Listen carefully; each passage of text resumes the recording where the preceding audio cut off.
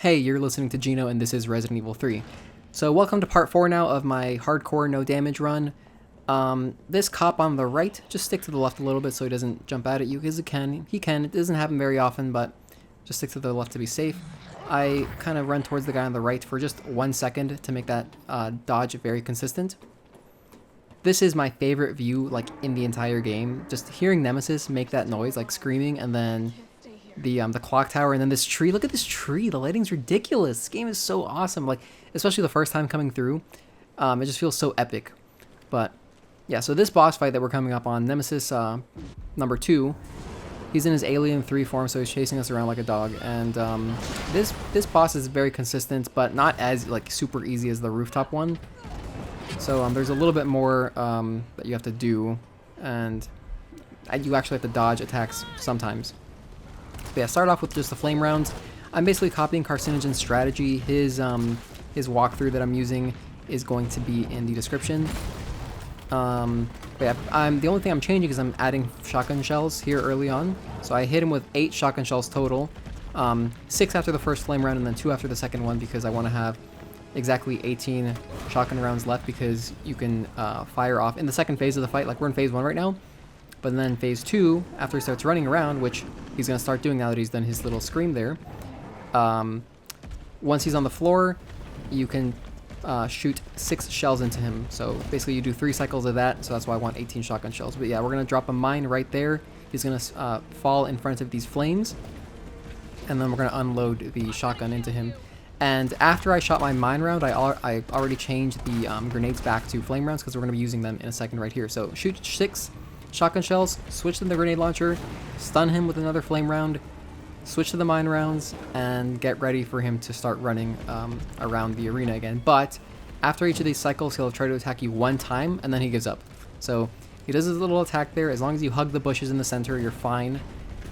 Set the mine. He's running clockwise this time, so he fell on this side. 6 more shotgun shells into that parasite sticking out of him. Reload. Make sure you reload all the rounds. And then switch back to the grenade launcher, flame round, switch to the mine round, get ready to dodge his attack, and you do that 3 times and it's done. Alternatively, if you don't have the shotgun shells for some reason, or whatever, you just want to be even safer, and you don't want to shoot him with a shotgun early on, you can just keep running around the center bushes and shoot flame rounds at him, and it'll just take 7 rounds to get him to the second phase. 7 flame rounds, as long as you let the flames die out and then start up again with a new flame round every time the flames die. Oh, by the way, after the 3rd cycle, and he gets up, like, for the 3rd time after you shoot at his parasite, he does get up a little bit faster, so just be wary of that. But now we're going to go get shotgun shells over here. There's 2 boxes, one on that box and one in the passenger seat there. And now we have 30 rounds, but we're going to discard 4 of them to make room for mine rounds, which are going to be useful later on hunters. So I combine this, discard those 4, and yeah, since I did save some flame rounds, I don't have to reload or pick up the flame rounds over there. If you keep walking all the way on the left side of the arena, or like, yeah, on the left side if you're facing the cutscene trigger, there's flame rounds, so those are over there if you needed them. But yeah, now we're going over to Carlos's section, and Carlos doesn't have a dodge, so I don't really like playing as him that much. But he has an AR, which is cool, and the AR is so much better to use than since I discovered the red dot sight, which I missed on my first playthrough, because I didn't realize you could just kill Brad to get his ID card. But yeah, start by waking up those guys. There's 2 guys that are like sleeping, and in total there's 6 zombies here. I actually got a headshot on the guy on the left. Wow, I forgot that happened. The guy on the floor on the left I just destroyed. But yeah, here just take out these guys. You have plenty of ammo, although I end up cutting it very close. It's kind of amazing in this run. So you do have space to be kind of inaccurate. Like, I don't even use the pistol as much as I probably should, and I end up having enough ammo. Also, that lady walks in once you get closer to the door, and there's a zombie sleeping on the right here that we also want to take out. We want to kill everyone, because we're going to come through here later as Jill. So double checking to make sure everyone's dead. I learned from watching Carcinogen's run that pretty much zombies can get up a maximum of 2 times. So if they spawn, like, you enter a new room and there's a zombie on the floor, it can get up twice. So that guy, I shot him, and he started to get up, and then he like kind of went back to sleep. Then I shot him again, and he reacted, and so those were his 2 lives basically. Get the cassette player here, and so if you walk in, there's zombies standing. They can only get up 1 more time. So they're standing, you shoot them down, they play dead, and then you shoot them 1 more time on the floor, and they react, flinch, act like, you know, they're dead again. They're super dead at that point. So these 3 guys that are standing, they can only get up 1 more time, so I only have to check their bodies 1 time. And so I use the pistol here to check them. So that guy's dead. That guy's dead. That was his 2nd life. That guy's done. This lady on the floor has 2 lives because she started on the floor. So that's her first one. She did her little I'm dead animation. This zombie here, if you try to grab the item in the box on the right, it'll grab you. So now, okay, now that zombie's super dead. Yeah, so I'm just putting some shots into her to make sure she's dead. And I shoot the box because sometimes there's handgun ammo. Sometimes there's like a red herb, but you know, like handgun ammo. Oh, and there's AR ammo. Almost forgot. Gotta get this AR ammo because we want to get all the AR ammo for the standoff final stand section at the end. There's a cool jump scare that's I don't remember if that got me my first time through. If you want to watch my first playthrough of this game, playlist is in the description also. Had a lot of fun, and I'm also skipping all the cutscenes because if you were interested in the plot, you know, you're probably not watching this video, I imagine. So you can just go watch the cutscenes in my first playthrough. I didn't skip any. Yeah, that guy's dead now. We do pass through here a couple times, and as Jill. First things first, we're going to go grab the magazine upgrade for the assault rifle. It's going to be in this safe here. The combination is 9 left, 3 right, and it's the same every time. So grab this, and ideally, my ammo right now would be, my clip would be empty, but I got, what, 14 shots in there, so I'm going to wait till it's at 0.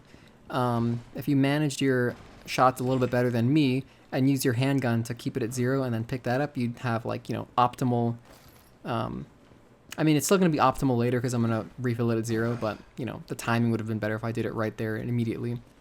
So here I'm going to get the stock tactical grip for the assault rifle.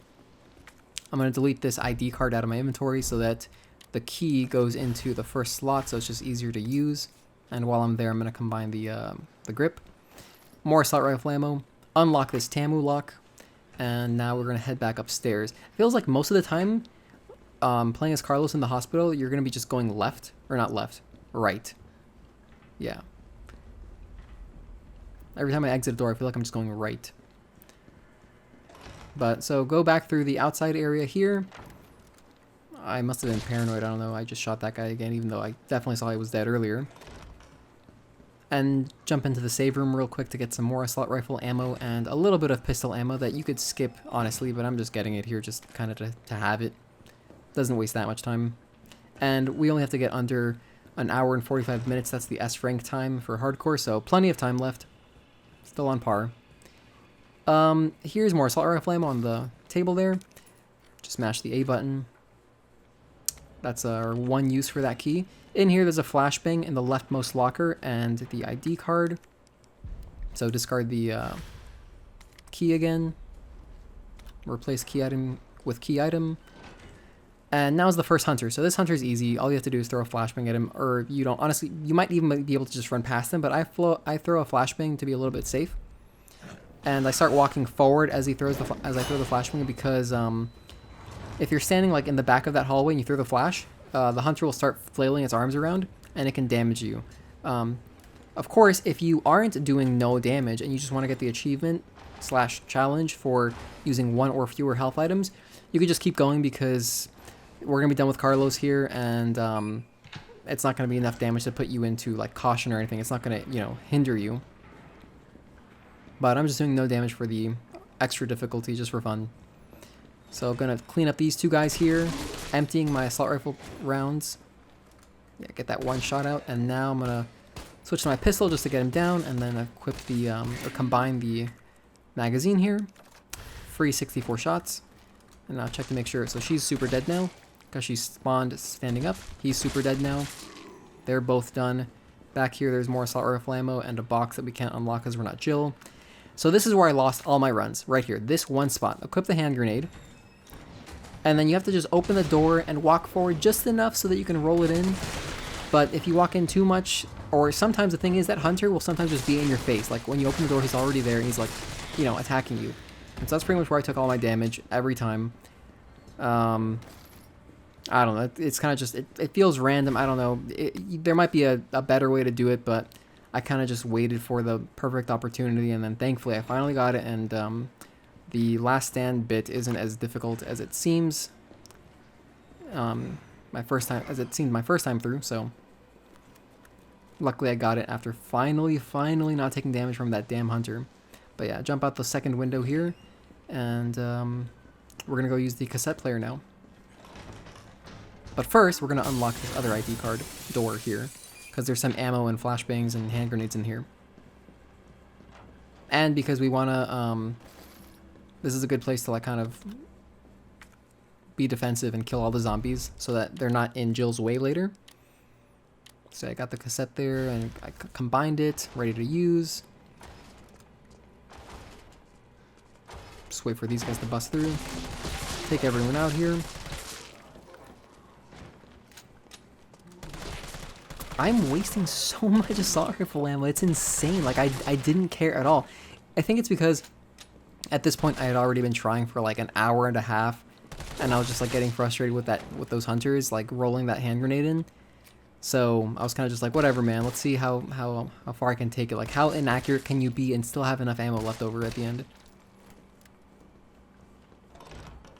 All right, everyone's dead. In this box, I'm pretty sure there's just always handgun ammo, so I just pick it up. It takes like 2 seconds. And now we're done. Just gonna go get the vaccine from Bard's office, and we're good to go. If you keep mashing, like if you didn't have the cassette player, and you just kept trying to use the intercom, Carlos would impersonate Bard. It's kind of funny. Go check it out in your own game. Recommended. And after he says, "I'm Nathaniel Bard," you can just walk through the doors. You don't have to listen to the entire dialogue, although the dialogue is hilarious. So yeah, Bard's dead. We're gonna go pick up some ammo and the vaccine, skip a cutscene, and be on our way to the last section. Okay, Jill trusted us this whole time, blah blah blah. There's the vaccine, put it in the first slot.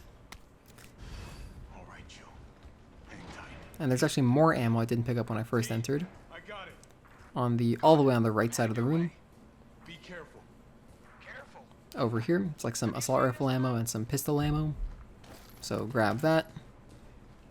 And now, equip your flash grenade when the camera forces you to move over to the right. Like it'll guide your aim at the hunter. Just throw your flashbang and you'll be 100% safe. Although I've forgotten to do that a few times in my practice runs, and it was fine. Like the hunter never caught up to me. But we end up having extra flash grenades, so just do it. May as well, be safe. Alright, so vaccinate Jill and head out. So this part's not so bad. First things first, pick up the detonator, just to keep it in slot 1. Assault rifle ammo, handgun ammo, and then there's more ammo over here. And then we're gonna kind of just camp behind this desk. So this desk is gonna protect us for the entire standoff section here. Well, most of it. I shoot the generator just to kind of get my bearings. The zombies, as they're climbing over the windows into this big room here, you can kind of just shoot them, and then they'll fall on the floor and they'll just be dead. So they'll enter dead, pretty much. And you don't even have to worry about getting headshots here. You can just do body shots and they'll die. They only have 1 life here, so you don't have to worry about like them getting back up after they after you kill them the first time. Like, see, as soon as they react, they're officially dead, and their bodies even disappear conveniently. So I guess to save like game resources, but it's also nice because it lets you know, okay, they're not a problem anymore. And the zombies take about like 8 shots. I know there's like DA that affects how many shots, like the total zombie health. And I'm not measuring, I don't have like the tools on that like, you know, tell you what your DA is. DA, like difficulty adjustment. So like if you're doing really well, you'll have a higher DA, like if your aim is perfect and you're not taking any damage and stuff. So I know like in the speedruns, they purposely take damage and miss shots to lower their difficulty adjustment level, and it makes this easier. But whatever my current DA is at, they take about like 8 to 10 shots. So I'm just putting like 8 to 10 shots in each zombie's bodies. So there I'm shooting her, she's climbing over, and she's gonna be dead on arrival. But yeah, you don't even have to... I'm probably shooting them too much. And you'll see, it's like the ammo works out to just be amazing. So as soon as the lights go out, equip the hand grenade, keep your back against this door, and kill that hunter with a hand grenade here. Pick up some ammo. You can turn the lights on. I didn't even realize you can turn the lights on there. My first playthrough, I just played through it dark, so that's not necessary. And that guy just put a bunch of shots into him so he doesn't even turn into a parasite. If you let him start to get up, he'll grow a parasite head, and that's annoying because those guys are dangerous. The only threats here are the parasites with their tentacles that can like hit you from super far range, and the 2 hunters, and that's it. The rest of the guys you don't have to worry about. Like if you just stay back here, you're good. I mean, you got generators to keep respawning, you got an assault rifle with hopefully a red dot sight, unless you were like me in my first run and you missed the red dot sight. You're gonna be good. And we even have a pistol that I have not used a single time. So, boom, dead. The next hunter that comes in is like towards the end, like one of the very last enemies that you'll encounter before the shutters go down all the way. And so since I feel like I'm towards the end here, I'm gonna run to this corner because the hunter will bust through the second window from us over here on the right, and it'll start to run towards you. So if you're behind the desk, it'll quickly be out of range of the generators. But here, if it starts walking towards you or running towards you, it'll cross the path of this generator here in front of us. So that's why I'm on this side.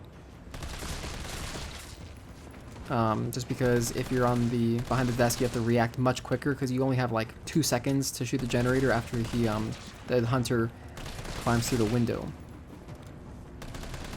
And also, I learned from Carcinogen, there's a blue shirt zombie that lets you know the hunter's on its way, but in my practice runs, I didn't see it all the time. I don't know, I guess maybe I'm colorblind, but like that's the blue shirt zombie.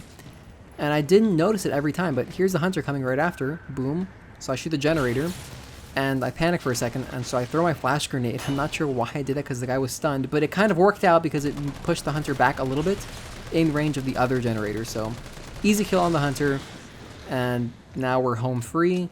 Just gonna clean up the last couple zombies, any parasites, like that parasite, take care of him. And that's gonna be it. Then we're just gonna stall with flashbangs and be good to go for the next round. Okay, cool. So there's our cutscene. Throw a flashbang here. I have 2 left over, so I'm good on those. Put the detonator on, and we have to wait for like 30 seconds, which is not a problem. I use this opportunity to get some handgun kills to go put them towards my challenges. I might have even already gotten the challenge for getting like X amount of handgun kills, but you need kills either way. I think there's one for like getting 2,000 or 4,000 kills, so kill zombies because, you know, they're here. It's free. They're defenseless. May as well take advantage, right?